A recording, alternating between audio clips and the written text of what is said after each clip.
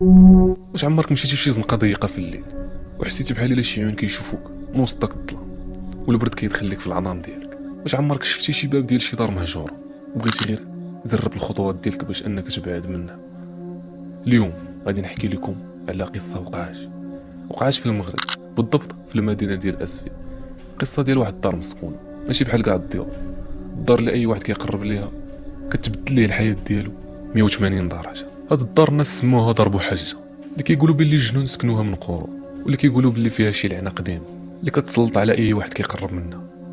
ولكن اللي متفقين عليها كاملين هو ان هاد الدار عمرها ما رحمات شي واحد اللي قرر انه يقرب ويدخل ليها، ولا انه غير يتجرأ ويقرب ليها. القصه اللي غادي نعاود لكم اليوم ماشي خيال وماشي اسطوره، هذه قصه ديال واحد الشاب سميتو عزيز اللي ارتكب اكبر غلط في حياته. نهار غادي يسمع واحد الصوت بحال الا شي واحد اللي كان حاصل في ديك الدار وكيعيط لشي واحد باش يعشق. تما عزيز غادي يرتكب اكبر خطا في الحياه ديالو، وغادي يقرر انه يدخل ديك الدار، وهنا غادي تبدل الحياه ديالو. الى ان هاد القصه هادي راه كتعود لسنوات ديال التسعينات واللي طرات في المدينه ديال اسفي كيف ما قلنا. فقبل ما نبدا كيف ما العاده ما تنساش انت اللي كتفرج تهبط وتشترك معنا في القناه ودير لنا واحد لايك وخلي لنا شي كومونتير زوين اللي غادي يحفزنا باش اننا نزيدو نكملوا في هذا المحتوى ان شاء الله.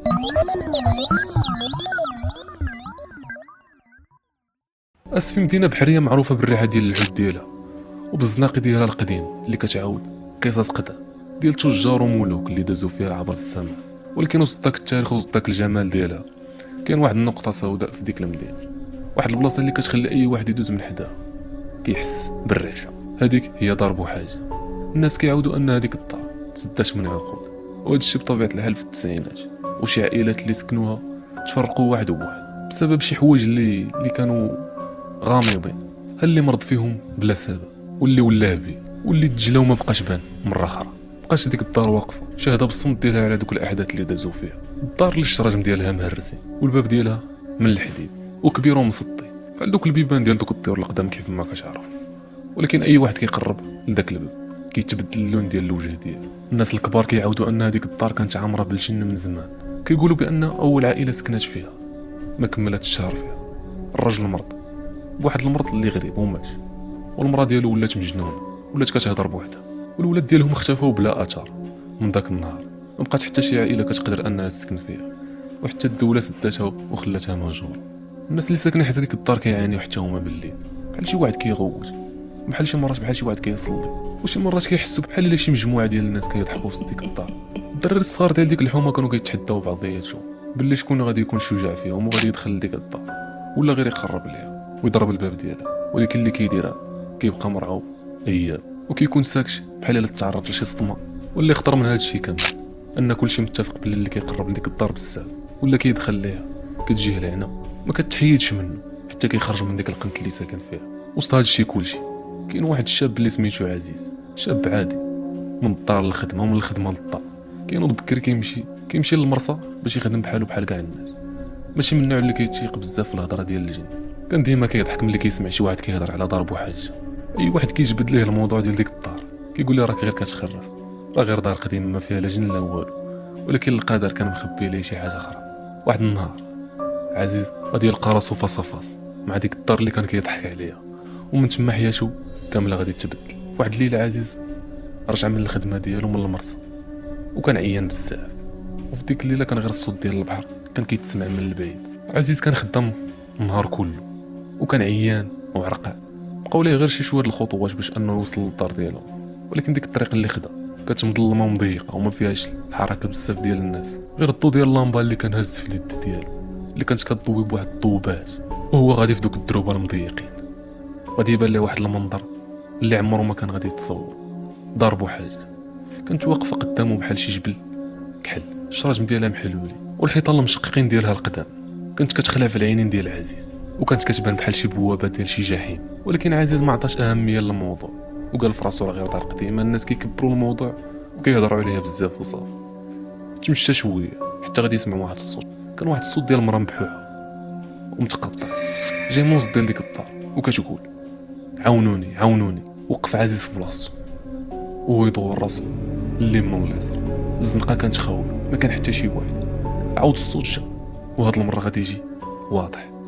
بلا ما تخليني هنا دخل عندي دخل القلب ديالو ولا كيضرب بالزربه، والعقل ديالو كيقول ليه سير فحالك. ولكن الفضول وزيد عليها الانسان اللي كاين وسط منه خلاه يقرب وقرب واحد الصوت اللي عالي. شكون هنا؟ واش بصح كاين شي حد محبوس؟ ما جاوبو حتى شي واحد، غير واحد الريح بارده اللي خرجت من واحد الشرجم اللي كان مهرس وضرباتو في الوجه ديالو بحال شي ريح مقلاصيه. هو يزيد يقرب وحط يدو على داك الباب ديال الحديد، بغى يتاكد واش كيتفتح ولا لا. وهو كيدفع في داك الباب غادي يتحل بحال الا شي واحد حلو من الداخل ومهد ليه الطريق باش انه يدخل لديك الدار. الصوت ديال داك الباب وهو كيتحل كان كيخلي الدم يجمد في العروقه ديال بنادم. عزيز دار خطوه للور، ولكن شي حاجه بحال الا شداتو، بحال الا الارض تلصقات به. شويه غادي يبان قدام العينين ديالو واحد الظل بيض وسط ديك الظلمه، والشعر ديالو كيتدلى بحال الحرير. الصوت ديال المراه ولا مسموع، وهاد المره ماشي بشي غوشه، ولكن بحال شي همس اللي كيهمس ليه فلو، كيقول ليه دخل ما تخافش انا محتاجك. الحيوطه ديال ديك الدار ولاو كيخرجوا شي اصوات اللي كانوا مرعبين ديال بصح، بحال الدقات ديال القلب، والخطوات جايه من كل جهه بوم بوم بوم. عزيز بقى واقف مشلول، ما قدر لا يرجع لا يزيد للقدام. عزيز بقى واقف في العتبه ديال الدار، الرجلين ديالو بحال الحديد، ما قدرش يتحرك، ما قدر يحرك حتى الصباع ديالو. الدار قدامه بحال شي فم مفتوح اللي كيتسنى غير يدخل. الهواء اللي كيخرج منها بارد بزاف، بحال الا حليتي الباب ديال شي ثلاجه، بحال الا كيجي من شي عالم ماشي ديالو.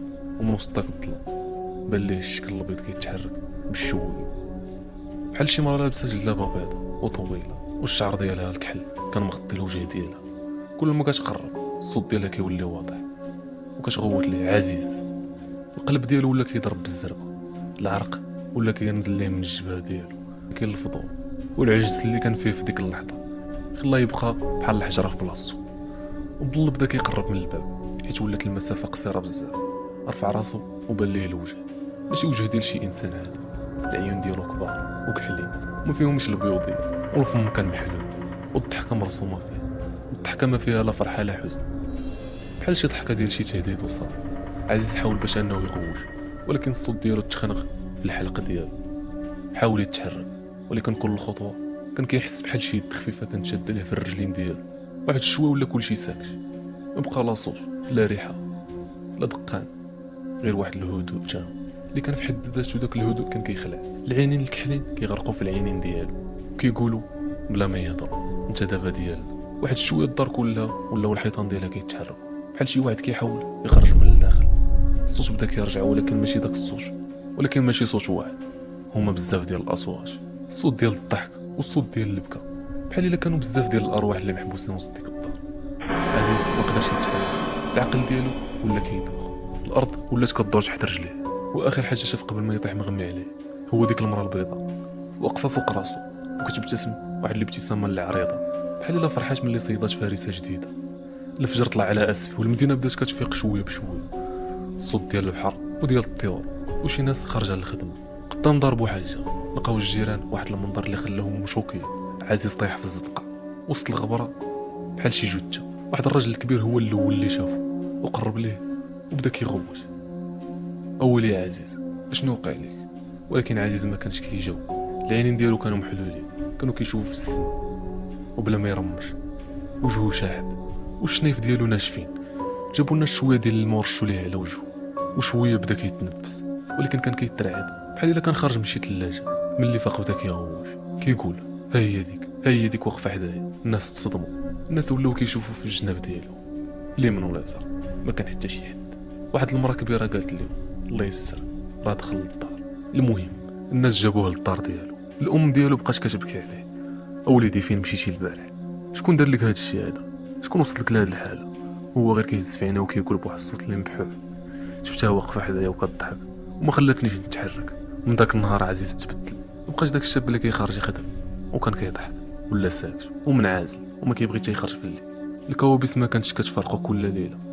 من داك النهار عزيز ما بقاش هو نفس الشخص. خرج من اسيا وبدل المدينه ديالو وبدل حتى الخدمه، ولكن دوك الكوابيس ما فارقاشوش. فين ما مشى كان كيحلم، كانت ديما ديك المراه البيضاء كتبان ليه. وهنا كنكون وصلنا للنهايه ديال القصه ديالنا. كنتمنى انها تكون عجباتكم. نتلاقاو في القصه الجايه ان شاء الله. تهلا.